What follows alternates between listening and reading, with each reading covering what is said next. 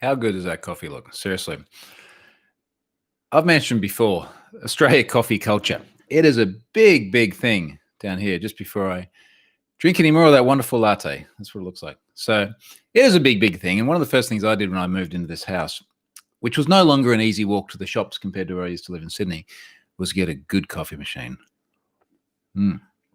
That is... I can't remember if that was a tax deduction or not, but that is one of the best things I've done for my productivity here. So g'day to people joining in. I can see the comments there. What's the weekly update going to be about? Well, I kind of gave a little bit of it away on the tweet, and there's going to be a lot of IoT stuff. There's going to be some other things related to data breaches. Have I been pwned? People will raise some random things. There's always random things. But something less random is sponsor. There's always a sponsor. And I do try to talk about the sponsors first these days. And the sponsor this week is a very, very good fit to Have I Been Pwned, which is safepass.me. So SafePass has been a sponsor there for a few different episodes now. And a big thanks to them for joining in. They are helping make credential stuffing a thing of the past because it is one of the biggest threats to organizations. This is a good sponsor to have because I'm very, very endorsed in that message. Find out how to protect your network right now at safepass.me. So they build tools that help you find things like bad passwords that people in your organization might be using and try and stop them from hopefully using them in the first place. So again, very analogous to Have I Been Pwned. I'm actually going to talk about some more pwned passwords related stuff in just a moment too. So just for good luck here in the comments, IoT stuff doesn't interest me much. The pain that I'm having with IoT will probably interest you because people seem to like seeing me suffer if the tweets are anything to go by. And g'day to Nick in Bundaberg as well. So for the non-Aussies, Bundaberg is where the rum comes from. Now Nick is sipping coffee. He says it's coffee. But anyway, Bundaberg's where the rum comes from. So moving on. Couple of things here. Last week, when I was doing this video, I got to about the 45-minute mark and my camera shut down. The bloody thing overheated. I've never seen that happen before. It's just like a warning on the screen, which was like too hot. And then the feed disappeared and the audio continued because I don't feed the audio through the camera. The audio just goes into a preamp, into USB, so audio survives when video dies. Now, a few people asked, they're like, how hot is it in there? So I do actually have a non-internet connected thermometer just here. And for those watching rather than listening, it is 23.7 degrees. It's cold. That's why I'm literally got my hacker hoodie today. So it wasn't that. There's a big screen behind it, the ultra wide, but it's not putting out too much heat.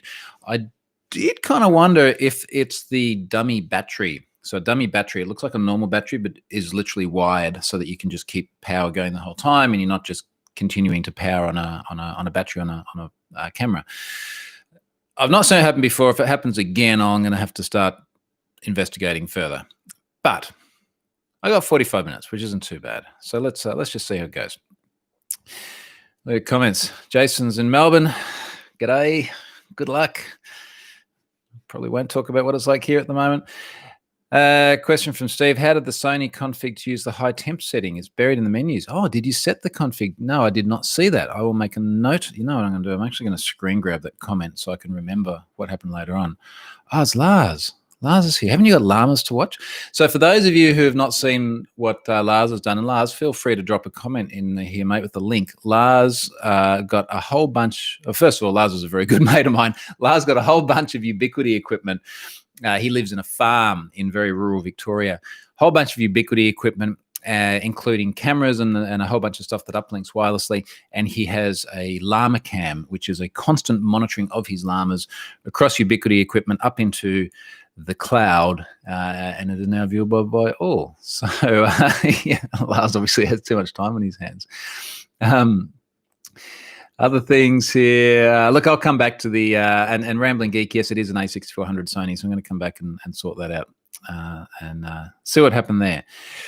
Question from Good Luck. What do you use for the screenshots? I use print screen button. So I use a tool called Snagit from TechSmith. Now, I've probably been using Snagit for at least a decade. I'd say 15 years. So TechSmith also make Camtasia, which is what I lived in for many, many years because all my Pluralsight courses were done with Camtasia. So Snagit's just super cool because it makes it very, very easy to do everything from like snip certain parts of the screen to snip it with the cursor, without the cursor, set a timer on it, capture short bits of video, pump them out as animated GIFs. And it is GIF, by the way. Let's not have this argument today. And then it has a little editor in it just for annotations and things. So Snagit is a really, really cool tool for that. So very happy with Snagit. Did you get rid of the sunburn,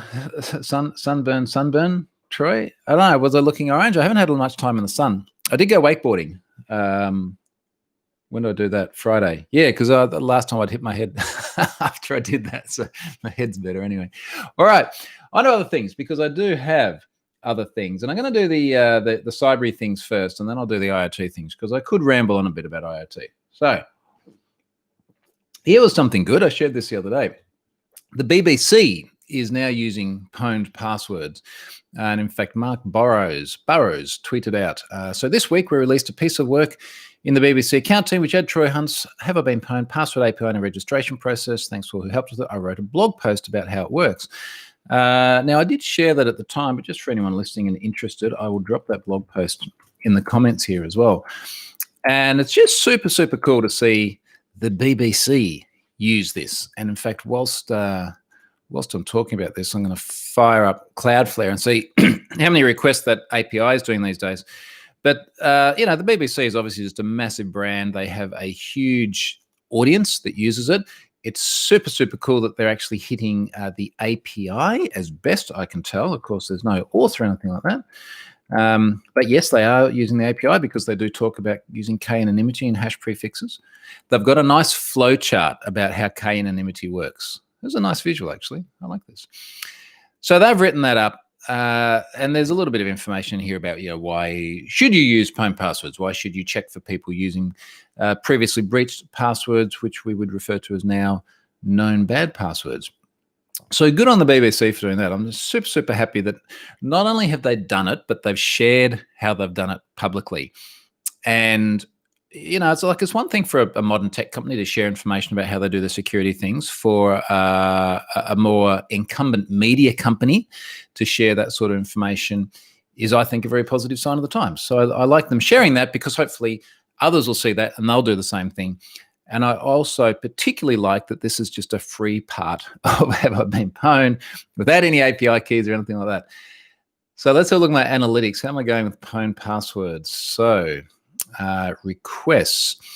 So in the last month, 743 million requests to pwned passwords. It looks like the single largest daily peak, and it does track very closely to the weekdays because inevitably it's a bunch of companies that people use, I guess, doing worky things that integrate.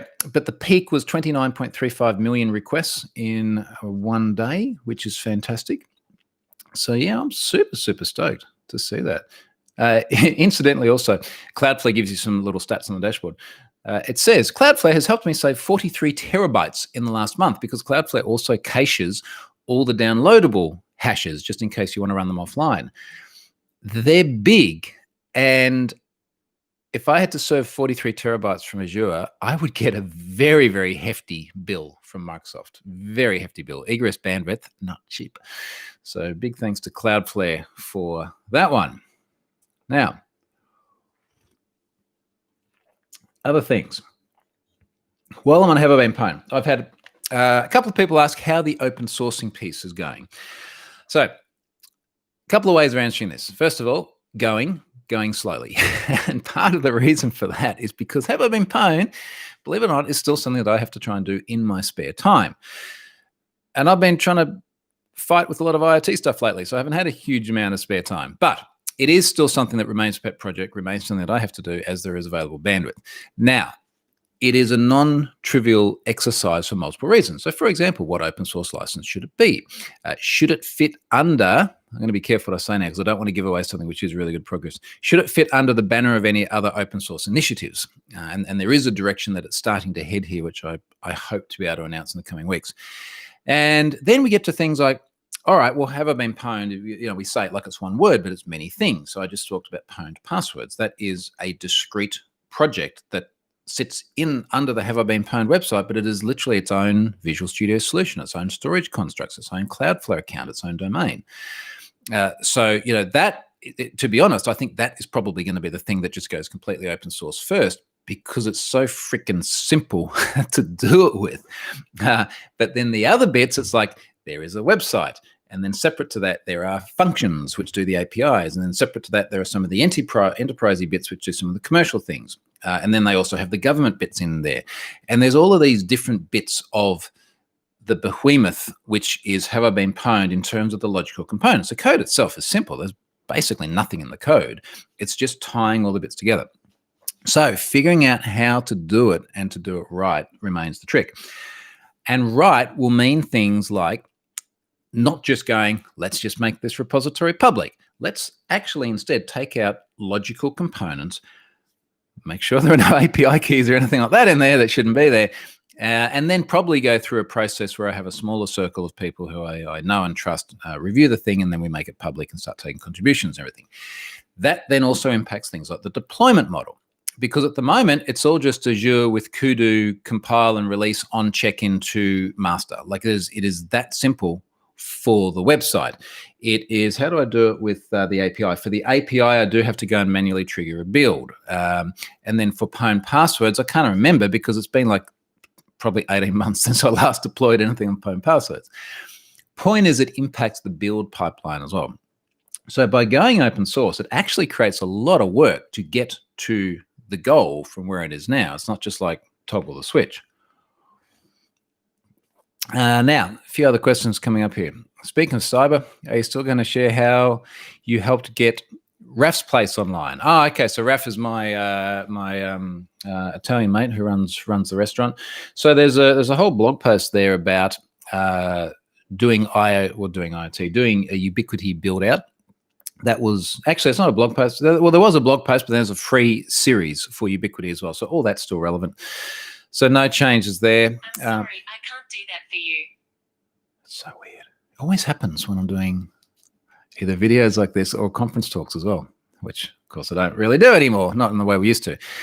Now, what else is here? Someone says, I know the company I work for has started checking passwords, don't actually know where they get the data from. There are, of course, multiple sources you could get passwords from.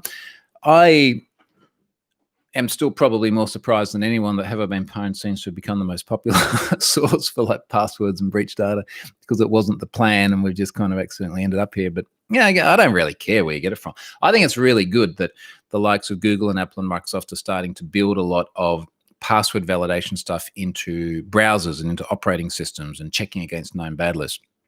So I'm fine with all of that. Good Luck says, would you consider switching from Cloudflare to something else, or is Cloudflare the best option for your needs?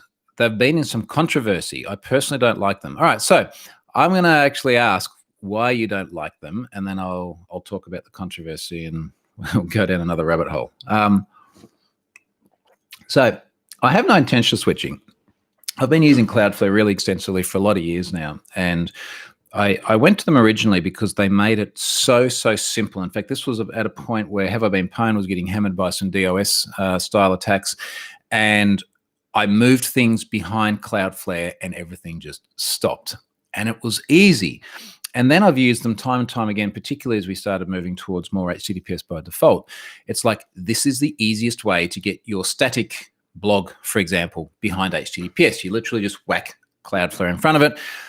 And then we can have arguments about whether you're actually encrypting from Cloudflare all the way back to the origin or not. Totally different rabbit hole to go down there. But they made things very, very easy. Now, over the years, I've spent more and more time with people from Cloudflare. So, for example, the K anonymity implementation in Have I Been Pwned's Pwned Passwords was made by Junaid Ali. Now, Junaid is a top bloke, really, really smart guy. Someone I've spent a bunch of time with in person, in London, in San Francisco, in Sydney, all places I can't go anymore.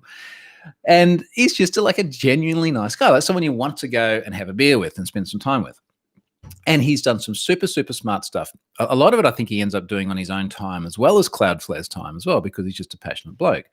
I've spent a bunch of time with other people there, including people like Matthew Prince, who's the CEO. And on many visits to San Francisco, I'd spend time with them, or if I go to London, I'd go and see their CTO who's based there. and just got to know a bunch of people there.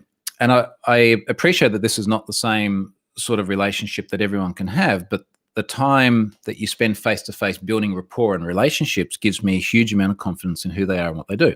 It's one of the reasons I love the 1Password folks, because I've spent so much time with the people, and it's not just a faceless enterprise selling a thing. Now, the controversy, and we'll see what Good Luck has to say about their own version of controversy or their interpretation of it. The controversy with Cloudflare often comes back to the fact that they're a reverse proxy. So Cloudflare doesn't, at least by any traditional means, and I think the term's a little bit liberal, they don't host your things. So they don't host Have I Been Pwned, they don't host TroyHunt.com, they don't host TroyHuntSucks.com. True story. All of those things sit on Azure. Actually, TroyHuntSucks.com sits on Azure, Have I Been Pwned sits on Azure, and TroyHunt.com sits on Ghost. And Cloudflare fronts it. So they take requests to, let's say, TroyHunt.com for the sake of simplicity, to TroyHunt.com. They either serve from cache from one of their 200 plus edge nodes around the world, or they go back to the origin and they retrieve from there. And then because they sit there in the middle of the traffic, they can do everything from inspect it for malicious activity and block it, which I don't care too much about for TroyHunt.com because it sits on Ghost. It's like that's their problem. It's not my problem. I care about it more for Have I Been Pwned. They can optimize the traffic. So you'll notice that even if you serve content, let's say just using gzip HTTP compression, if you sit behind Cloudflare, they can Brotli compress it, so long as they can serve it from their cache as well. So they can optimize that. They have other optimizations in there for bundling, minification, and all sorts of other things, image optimizations. So that they sit there and they do that, and they just sit in the middle going backwards and forwards. Now, the bit you can sort of argue about in terms of whether they're a host or not is that they are ultimately serving a bunch of content from their own infrastructure because it sits there in cache. This is part of the value proposition. But it's cache. It gets purged or it expires, then you have to go back to origin. If the origin website dies, the site that Cloudflare fronts basically dies. So eventually, once the cache gets purged. Now, the controversy is often, okay, what happens when, and this is the one that's come up the most. Let's say there's some right-wing extremist, white supremacist bullshit website, and they're sitting behind Cloudflare. And you go, all right, first of all, screw that website because that's not the sort of thing that we want out there.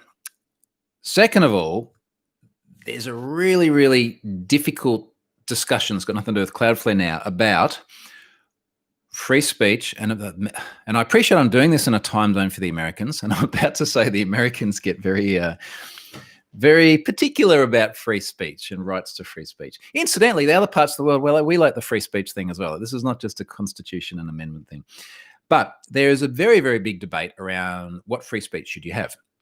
So should you be able to speak freely about things which might incite violence? Well, there's a lot of that throughout history. So it's like, no, you shouldn't, because we don't want people to be hurt. But there is historical relevance as well. Now, I'm not going to try and take sides on this as well. I'm just trying to paint the picture of where the Cloudflare thing eventually comes back into it. One that's out there at the moment a lot is, if anyone has heard of the conspiracy theory video about COVID-19 called Plandemic. Now, any reference to this conspiracy theory video, and I did watch it the other day just because I was curious, and it is batshit crazy. Anyway, okay, I do have a view on some of it, but it looks like any references to that are being put on Facebook are being pulled offline. Why? Because people are worried that if someone goes and watches this and then they effectively take medical advice from conspiracy theorists, you might die, and that is a bad thing. So there's always going to be censorship to some degree. Now, the difficulty of it comes in when you've got someone like Cloudflare who's not a host, they're a reverse proxy, and the site is operating legally, but we just, as a majority collective society, don't like what is on there, what should happen. And that the challenge that they often have is that some things will pop up which are recalcitrant by any reasonable measure, but legal. And it's like, well, should they then be the judge and the jury and they should pull the pin on it and kill it? And there are occasions where they have done that, often after receiving a lot of pressure to do that. Or should they adhere to the letter of the law and then forward on any legal requests that are sent to, intended to go to the original host of the site, which they do. And you end up in this situation where they're stuck between a rock and a hard place, because either they're censoring free speech and legally operating services, or they're, on the other hand, white supremacist Nazis, depending on whose narrative you want to listen to. So that's the controversy, I think, that most often comes up. And it most often comes up with Cloudflare because they're the biggest. So I could go to another reverse proxy, and it is the same argument. There have been other reverse proxies, in fact, who some of these sites have migrated to after Cloudflare has dumped them. I'm trying to remember the name of it. Someone will know. There was one probably 18 months ago, and then they eventually just got taken offline because they were effectively getting to the point where they're just harboring hate speech. All right, that was a rabbit hole. I didn't expect to go down. I'm just going to look at some of these comments before I start really going down the rabbit hole with the IoT thing. Let's see what else in here. Daniel, sadly, I only talked to some guys on Twitter so far. Graham's the CTO.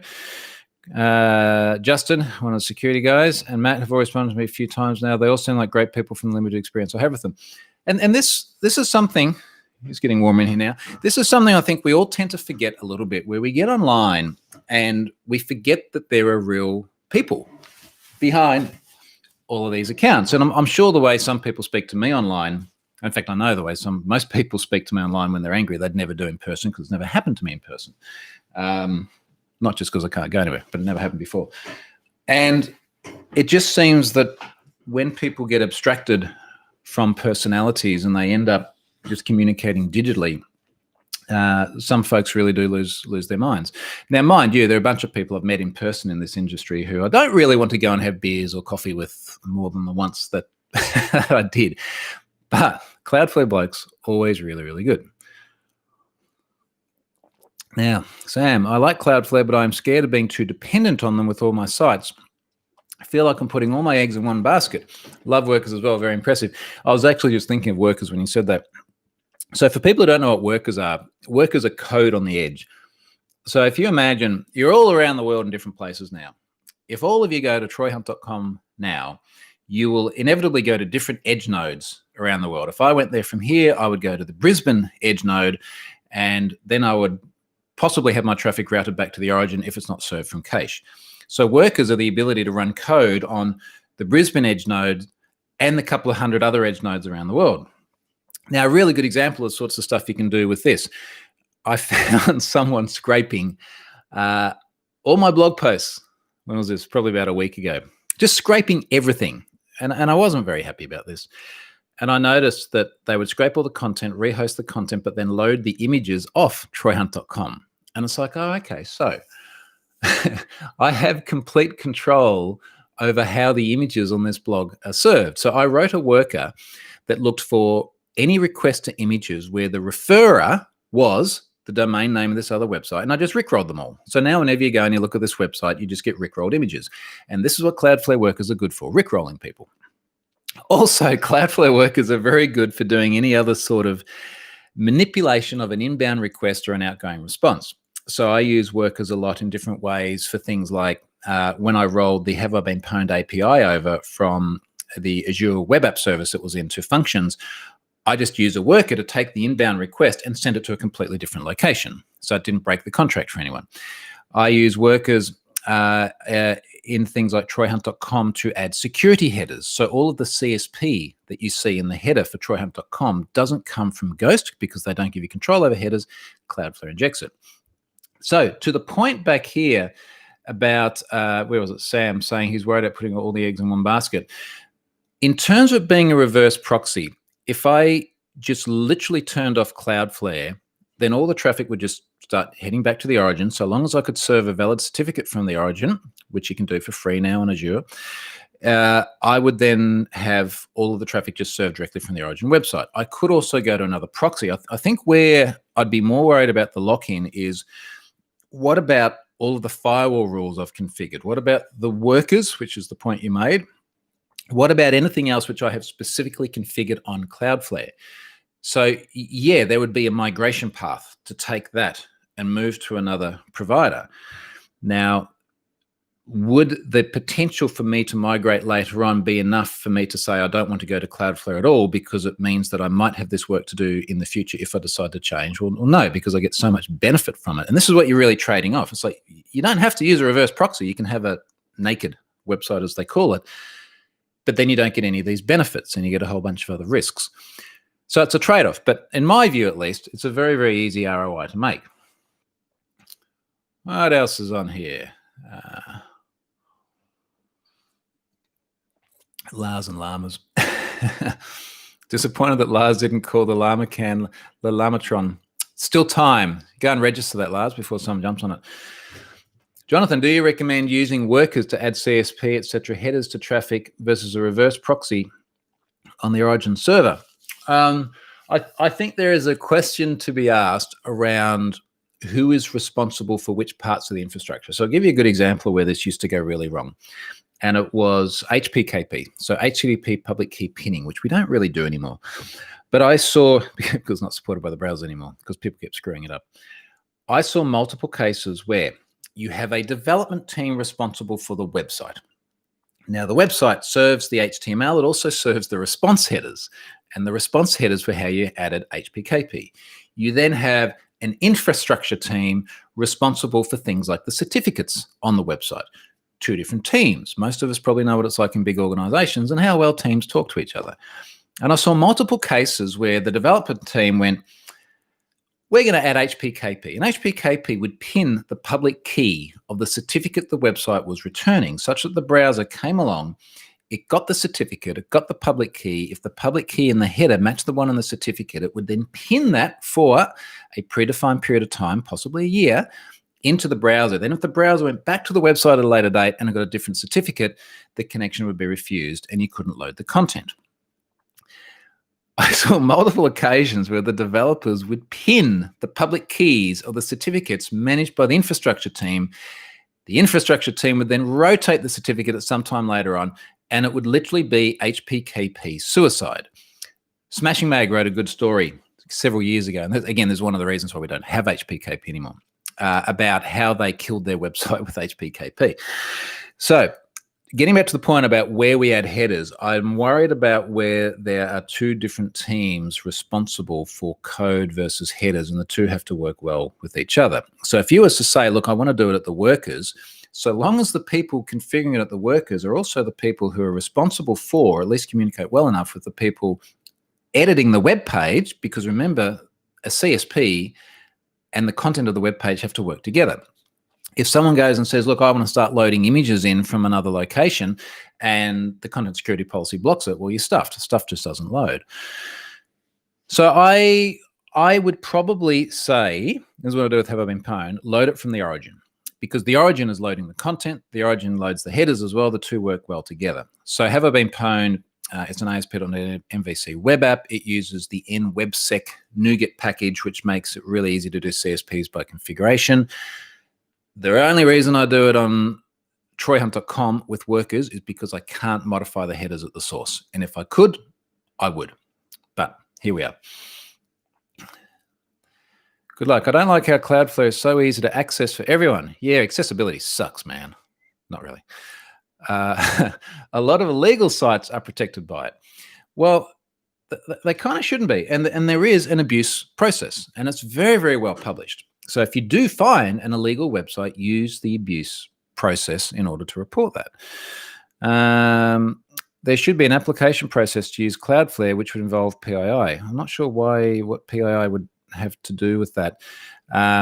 I suspect maybe where you're going there is that people should be forced to identify themselves in order to have a website. I think that is another rabbit hole to go down that I don't entirely agree with, particularly given the nature. Let's say it's there might be websites around political or religious views. Should we force people to be uniquely identifiable if they want to run that kind of website? I probably shouldn't ask that question because there's going to be strong views each way on it. Daniel says, if someone is abusing Cloudflare in an illegal way, you can report it to them, which is the point it's made. They'll also forward it to the service host. Cloudflare is meant to be easy for everyone to protect this service. One of the things we've got to remember with a discussion like this is that Cloudflare, I forget the stats exactly, so don't quote me on this, but it's somewhere in the tens of billions of requests a day and something like 30% of the internet's traffic. I mean, they are absolutely massive. They are ginormous.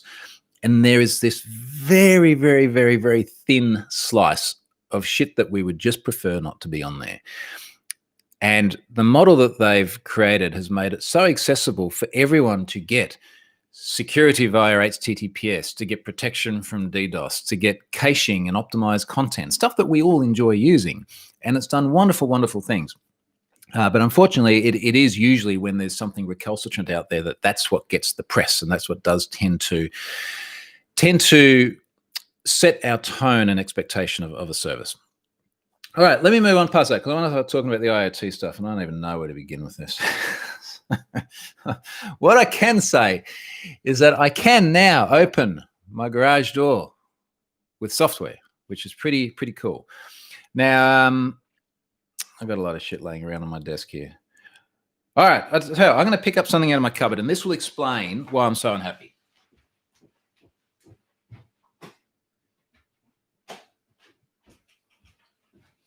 All right, so all I wanted to do was open my garage door, and now I have a container full of wires and jumpers and PCBs and things like this. Now, IoT, I'm going to upset some people here.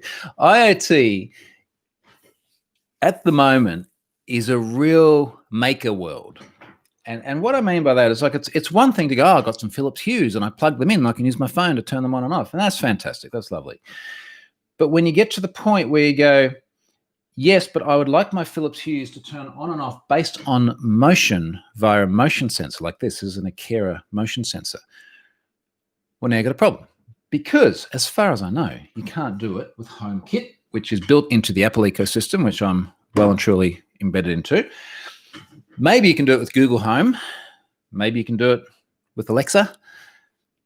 Maybe there's something else very consumer-centric on the shelf out there that can help you do that.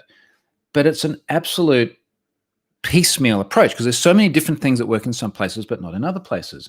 And when I got to the garage door, this was about 125 days ago now. So I've been going down this past like 4 months.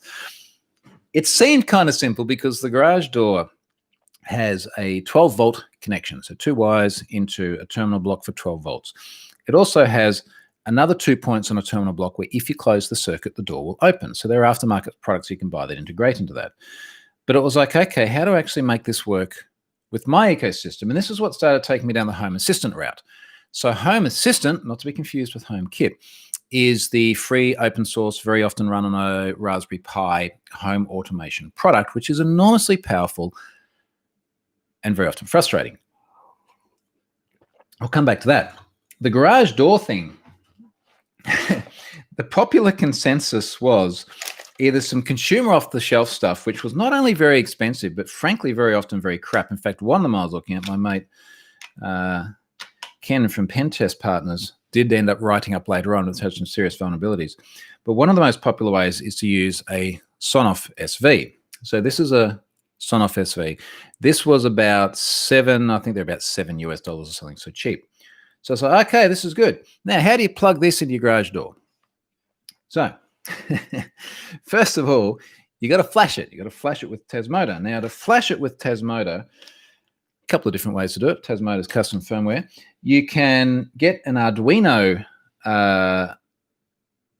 This is not even the right words for it. I'm literally lost for words about the freaking stuff I bought. You can use the Arduino, basically software development kit. You get one of these little sort of USB to serial style connectors like this. You get some sticky tape, masking tape like this. You wire everything up in the right order so that you make sure that you get the 3.3 volt to the 3.3 volt, and then you connect it like that. And then you got to get transmit on one going to receive on the other because sometimes they flag them differently.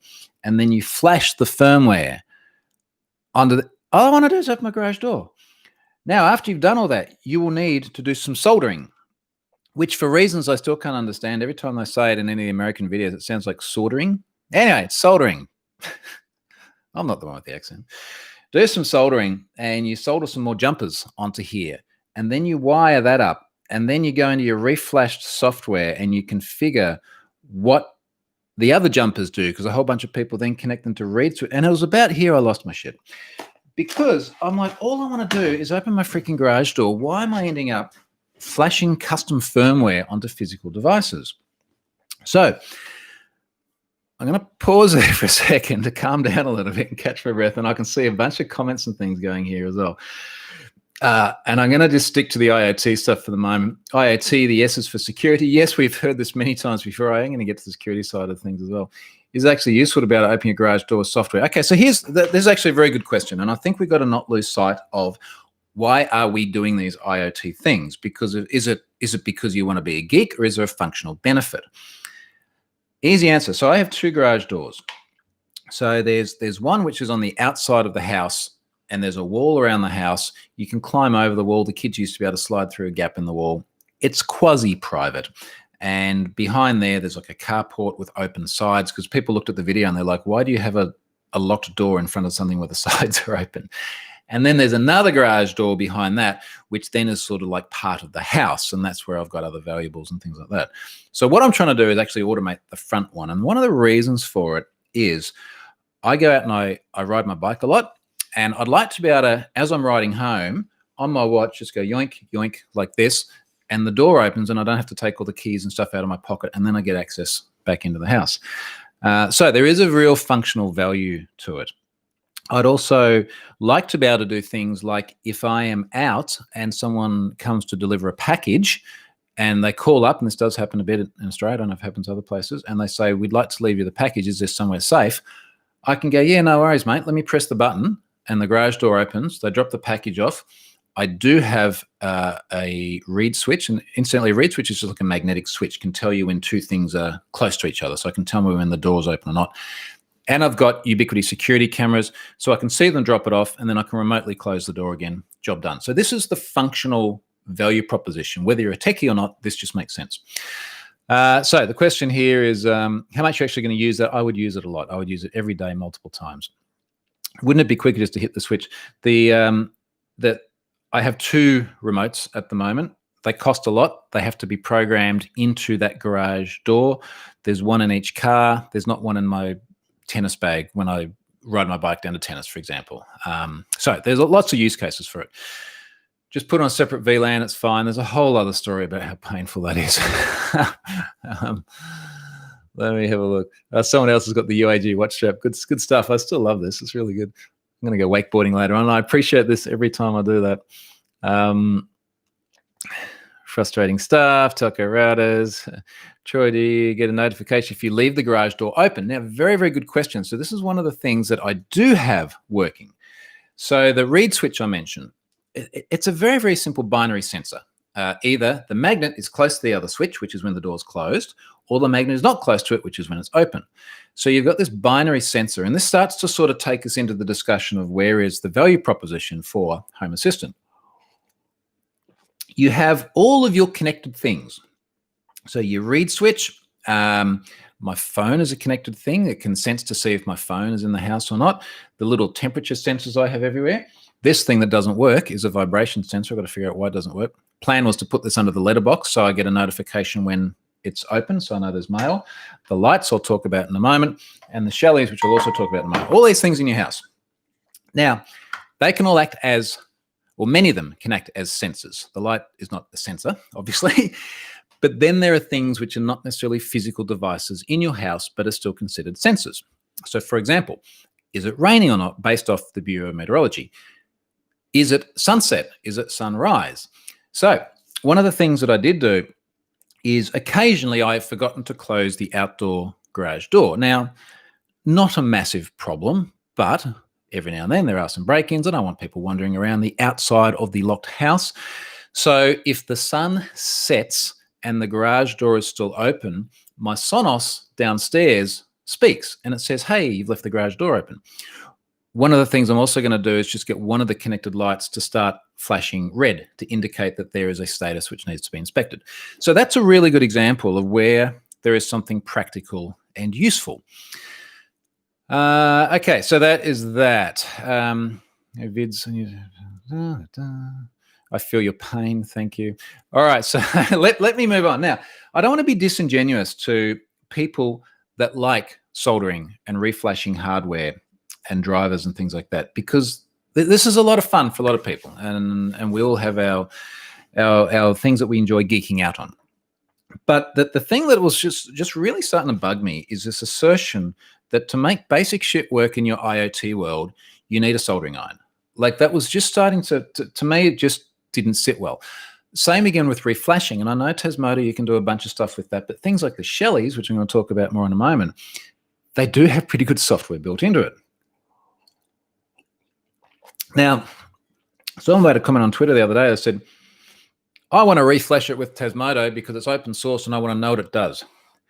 The only thing worse than having to go through and reflash devices with custom firmware is then having to go through and read the bloody software with the expectation that A, you'll actually understand all of whatever code it's written in, and B, you'll be able to go through and identify any security bugs.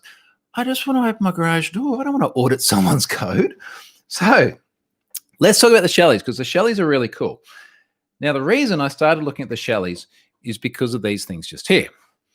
Now, this I have since learned is unfamiliar to some people. So let me talk about the joy. They're both the joy and the pain of these, like literally physically pain. The joy of them is these are downlights. So normally they'd sit up in your ceiling like this, and they sit flush with the ceiling there.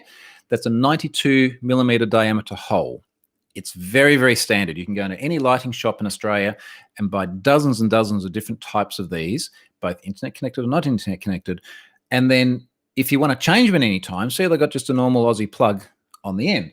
So I literally go up to the roof, I pop it out of the roof, pull the plug out, put another one in. Don't need an electrician to do it because it's just a normal power socket. At the other end of this is obviously a female connector that one goes into. Now, eventually, I will replace everything in the house with these, not necessarily all internet connected, and I'll come back to that, but with these, and they'll replace all of the halogen lights that are in the house at the moment. And the reason for that is that halogens, where do you start with all the problems there? They burn really hot, apparently responsible for a lot of fires. They use a lot of electricity. They blow really, really frequently. I am perpetually replacing halogens, partly because I have literally 130 halogens throughout the house. Like, it's a large house, but there's a lot of them. Some of the ceilings are really high too, and I can't even get to there. You need someone with a big ladder. They're an absolute pain in the ass, and they're also, I don't know if I have any laying around here. They also sit in like a silver, these particular ones sit in a silver frame. They just don't look nice against the white roof. So this is what will go in there. The pain, the physical pain, is that every one of these has two built-in mouse traps, and they work like this. All right, so here's the idea. You put this up in the ceiling, you pull back these two hinges. Okay, so you pull back the hinges like that. They go up into the roof, and then the hinges come down, and they hold that flush. Now, what happens is when you pull them out, see the hinges go like that, and then I did it very gently because it hurts like a bastard. They literally snap like a mousetrap on your fingers. So you got to try and make sure you get them on the right side.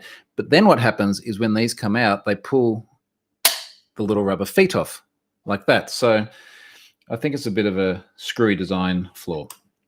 So anyway, these are awesome. Now, you can get these not internet connected. Most of the ones out there are not internet connected. Many of them have a physical switch for 3 different light warmths. So you can decide how warm you want your light to be as a normal lay person just by pulling the thing out, flicking it. It's not like a dimmer where you're changing it every day. It's like you try and get this right and then you leave it and you probably don't change it again, but you've got a bit of configurability. So there's that. You can obviously get ones that are dimmed as well, or you can get ones like this, which are internet connected. So these do connect over Wi-Fi. You can get other ones that connect over Zigbee. These ones are, as you can see on the back, they're smart downlights. Got to put it in my face so it focuses. Smart downlights, which is much better than the dumb ones. And of course, there are many different types of smart downlight. So the ones I have on my roof at the moment, if I tilt the camera up, you'll see there's going to be one up there. So there's a blue one there, and I made that one pink just because it matches the Philips Hues that Philips Hue Goes that are sitting on my desk at the moment.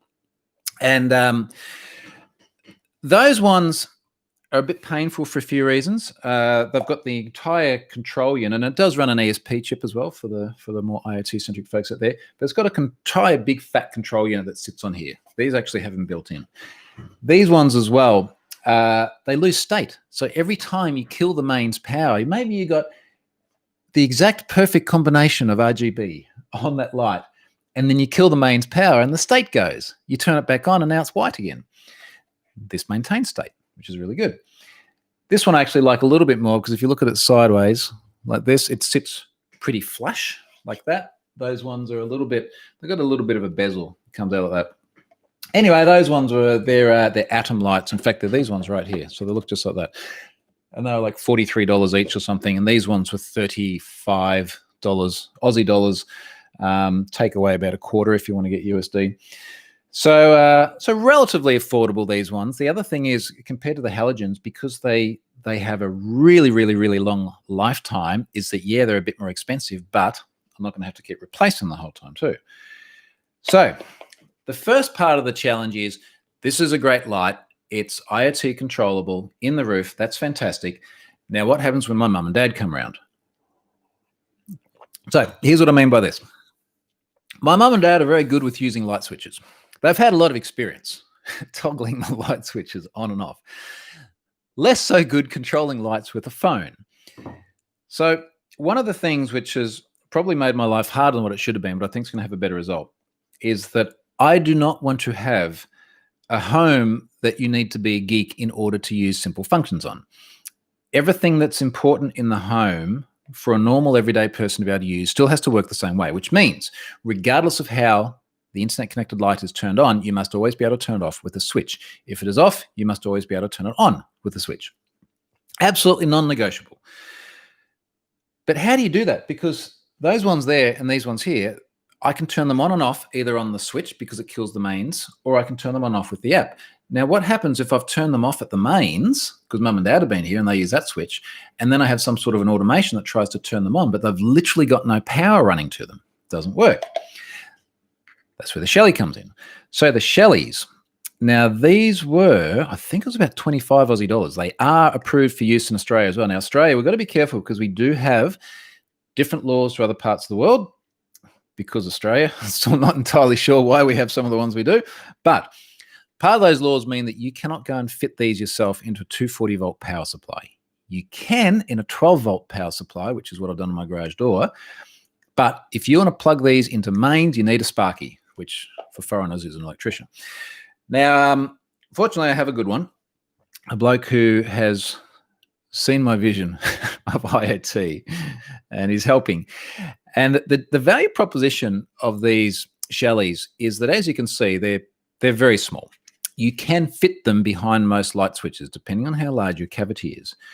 You can wire your physical light switch into this such that your physical light switch can change the power state of whatever the light condition is at the moment, and a digital switch can also change the light condition. So this gives you the best of both worlds. It also means that you can use normal lights that don't have to be IoT, and you can use normal light switches that don't have to be IoT. So I could go into, say, my master bedroom, which has a roof full of halogens and just normal flicky switches, put one of these behind, hey presto, you're now internet connected. And it's cheap.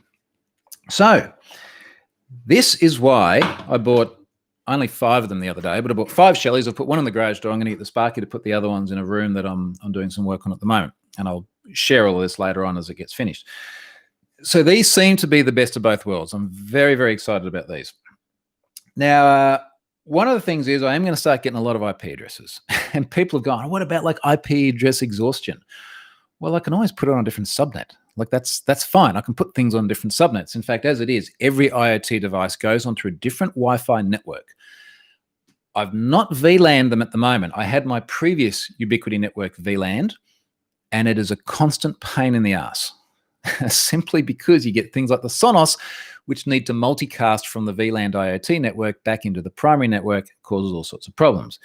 The pairing process is often painful as well. Now, whether you have it VLANed or not, you've got the same problem. But very often, the device which is doing the pairing needs to be on the same network as the device you are pairing. So I find myself constantly putting my phone on the IoT network in order to pair an IoT device. So there are some little barriers and things like that. But I'll keep putting them on a different Wi-Fi network because it's going to make it much easier later on, Wi-Fi network, a different IoT network. It'll make it much easier later on for me to put it on a different subnet, or if I do want to VLAN it, or if I want to put any other controls around that other network. Now, of course, you do need networking infrastructure that allows you to do that. And a lot of consumer grade stuff is not going to. It's one of the reasons I like the Ubiquity stuff. And I wonder if Lars is still there with his llama cam. But Ubiquity make really, really good prosumer equipment as well. So something like a Dream Machine, you can either get the Dream Machine, which is the consumer grade one, sits on your desk, or there is a Dream Machine Pro, which is a rack mounted one, which is what I got downstairs. They will allow you to create separate VLANs and separate Wi-Fi networks and all that sort of thing. All right, so I'm going to pause and have a look at the comments for a moment. More people feeling my pain.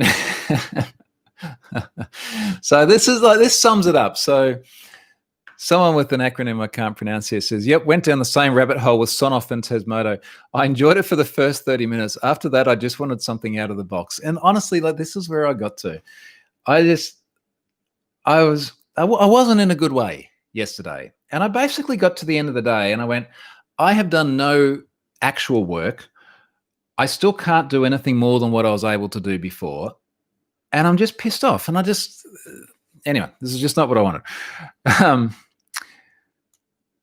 Now, Sam says this is obviously a comment about open source. It's not about me auditing the code. It's about other people having the ability to do it for me in the community. Oh, like OpenSSL did. Ooh, too soon. I'm obviously very supportive of the whole idea of open source, but I'm also not of the view that just by making something open source, you somehow magically solve these problems. And I'm also not of the view that software that might not be open source and might be proprietary, might be closed, I'm not of the view that that is inherently vulnerable in any way. This often comes up with 1Password, where people say, I wouldn't use 1Password because it's not open source. I'd only use like KeePass. It's like, okay, but 1Password has had like really extensive audits. They've got really, really good development teams. They've got a really, really good track history of not having the sorts of vulnerabilities you'd worry about with a password manager. This is not just a Boolean black and white. It's like closed source, bad, not inspectable, has problems, open source, everyone can read it, they will, and it will all be okay. It's not that at all. And I think everyone's got to recognize that there is a continuum and a spectrum there. And frankly, I think one of the most valuable things with the open source bit is, as I hope to do with Have I Been Pwned, that the contributions and the evolution of the product, not just the ability for other people to read it, and certainly not just making the assumption that just because it is readable by other people, they will read it and they will find the bugs. Now, that said, I am happy with the software on here. It does have a RESTful API, so you can make HTTP requests. At the moment, I've got Postman open here. I can go to Postman, make a request, and open my garage door. Yay. I have not yet worked out how to make an HTTP request from a Home Assistant automation. To me, that should be really simple, but I know I've got to set something up in configuration.yaml, and now we go back down the rabbit hole again. Other people say I should just set it up using MQTT and actually have message queues. I had problems getting MQTT to work. And you're just tying together all of these things, which in fairness do seem to be stable when you get them working. But you're still tying together a lot of very, very manual things. Are these smart lights for switches that maintain on-off state? I think I kind of covered that after blackout. In Venezuela, we have very short blackouts and brownouts very frequently. So these are the ones that maintain the state. Now, incidentally, these are basically no-name brand, but I'm pretty sure they do run ESP chips as well. But I wanted to get different types in order to see things like that, state maintenance. In fact, yesterday I had one of these just here, and I had the other one in the other socket, and I did some video about how they behaved. The one thing that I've done to overcome the state problem with these ones is that for my office, there's only two ways that these lights get turned on. One way is the little sensor that I spoke about before. So this is a motion sensor where, in fact, it's a motion and a light sensor. And if the light is beneath a certain level and it detects motion, when I come in, the two Philips Hue goes on the desk light up. The Philips light strip under the desk lights up, and these light up as well. And not only do they light up, but they get set to an RGB and a brightness state. And the same thing happens with the little button on my Stream Deck. So I've got a button I can press here. Things will go darker for a moment, like that. When I hit the button again, it fires an automation. The automation doesn't just turn on, it sets state. I'm okay with that for my office, but that's not what I want in other parts of the house. So in other parts of the house, I'm just going to want to have power switches on and off. So these are okay because they're always triggered by Home Assistant, and I can get away with that. In fact, because they're always triggered by Home Assistant, I really don't even need one of these in the wall because I can just turn that on and off. digitally. Did you buy Shelley from an Australian distributor? Yes, I did. And I found a really good one too. I'm super, super happy with these. So this company is called ozsmartthings.com.au. So that's ozsmartthings.com.au. The reason I'm super happy is because I ordered 2 of the downlights, 5 of the Shelleys. They arrived within about 48 hours up here on the Gold Coast. So that was pretty quick. I got a personal email from them as well saying, hey, look, thanks very much for buying it. It felt personal. Maybe it wasn't, but it did a good enough job of feeling personal. So that was really good. And I think I'm going to buy a lot more stuff from them.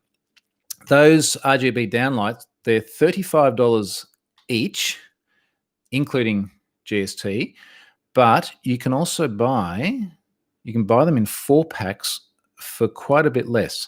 I think it was something like $120 for a 4-pack. And once you're getting down to that price, it's like, yeah, that's pretty good.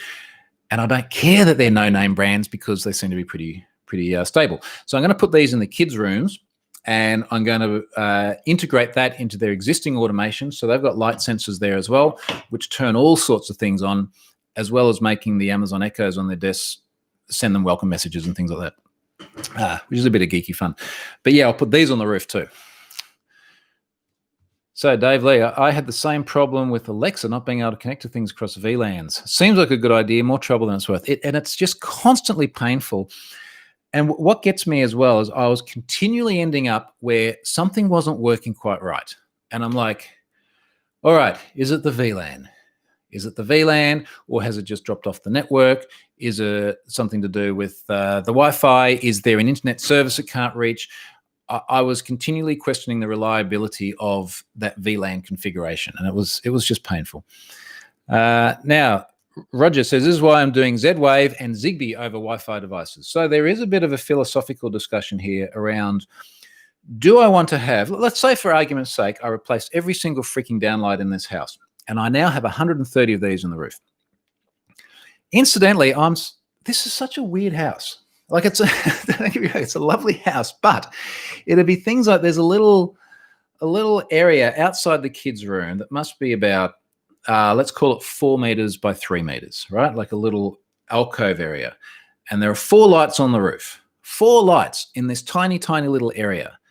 Now that's weird enough, but then there are 2 different switches because you need to be able to turn on the 2 lights against the back wall separately to the 2 lights that are literally only about 1.5 meters away from there. So you end up with 4 lights and 2 circuits. And more importantly, 4 holes in the roof. So I can take some away, but now I've got holes in the roof. Anyway, so imagine I have 130 IP addresses in the house for these, and then I've got maybe another 20 IP addresses there for these. So I've got 150 IP addresses or something. And there is the discussion about having all these different IP addresses and possible IP address exhaustion, which again, I don't really think is an issue. Or should you use something like Zigbee?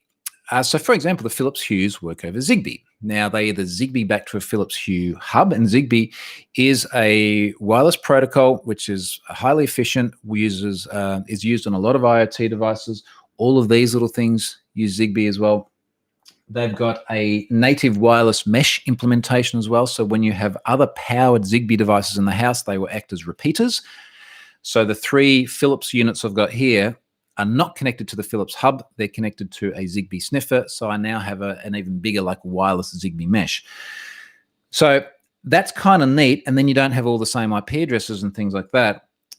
I'm just not sure that it really provides a lot of value for powered devices that aren't just working off those little CR, whatever, flat batteries, which need to be very, very low power. I actually like the fact that things like this are addressable over IP because it makes it very easy for me to do things like if I do want to create an automation directly against a RESTful API. So that's my view of it. I'm going to end up with a little bit of both. You need to have WAF, which is built into things like Ubiquity. What else in here? Oh, we're going back down the password route there. Dave Lee, I want to do exactly the same with my lights, but no neutrals at the light switch in the UK home. So Shelley's behind light switches isn't an option.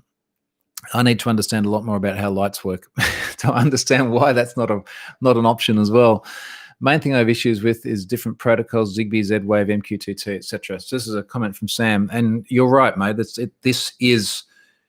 is painful, figuring out all the different bits and how everything needs to work together. Look, Z-Wave and Zigbee, to the best of my knowledge, are equivalent in many ways, and then that is obviously in parallel to doing things over Wi-Fi. I think the reality of it is that you're going to end up with a bunch of stuff spread across different means of communication, and I don't know that that's really a bad thing. I think it's okay that I talk to these over IP, and it's okay I talk to those over Zigbee. Well, WAF is wife accepted functionality. Well, I think this sort of comes back to the point about, can normal people use the environment? So I don't want a situation where anyone else comes into the house. I mean, let's say I've got a babysitter over to look after the kids one night. I want them to be able to turn on the TV, for example. Now, I mean, this is another rabbit hole. How many times do you walk into someone's house, probably your own house, and you look at the coffee table and say, wow, there are 6 remote controls here. And you need to get the input right on that one, and then you do the volume with that one and everything else. And then you go, oh, no worries, I will fix this by having a universal remote control, which incidentally, I just ordered another Logitech Harmony that should come today, and I'll talk about that in a moment too. And then you go, okay, cool, now I've got this universal remote control, it fixes everything. Well, it doesn't have the motion sensor that's in the Apple 4K TV remote control, and you use the motion sensor for games. And also that has a microphone in it so that you can do voice control. So now you're going to have at least 2 remote controls anyway. On that remote control piece, because I'm replacing a receiver, which just wasn't powerful enough to drive the speakers I have, and it just took me about 10 years of having the old receiver to realize that. And as part of some renovations I'm doing, I decided to get a new universal remote. I did have a Logitech Harmony, an earlier generation one, which mostly worked most of the time, but I just found was a little bit too glitchy too much of the time. So I went down the other rabbit hole of trying to find another universal remote control and ending up with a newer version of the Harmony, which is what should come today. Because consistently, it's just really hard to find a good universal remote control at a reasonable price as well. And the Logitech Harmonies are really reasonably priced. And they ultimately end up being one other remote control controlling a Wi-Fi connected device, which you can also control from here and integrate into things like Home Assistant. So I might talk about that more next week after the thing. Actually, I probably won't even set up next week. I'm going to wait for the new receiver to arrive and then get everything set up together. All right. So, look, I think that's mostly it. My goal today, in fact, what I think I'm going to do is I'm going to talk to Tatham Oddie. Now, I shared a blog post from Tatham a couple of days ago. Tatham is a mate of mine down here in Australia. He's another sort of prominent bloke in tech circles who is ridiculously smart at making IoT stuff work.